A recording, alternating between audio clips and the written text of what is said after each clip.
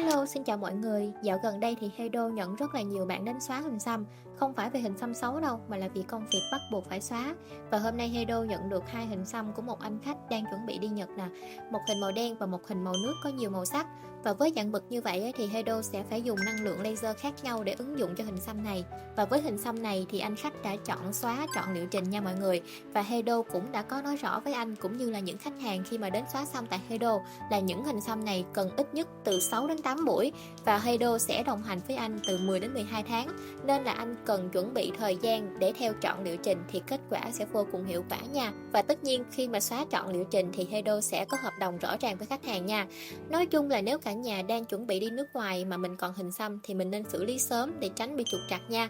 Hedo vẫn sẽ luôn hỗ trợ hết mình để mọi người tự tin hơn khi đi phỏng vấn hoặc là phục vụ công việc nha.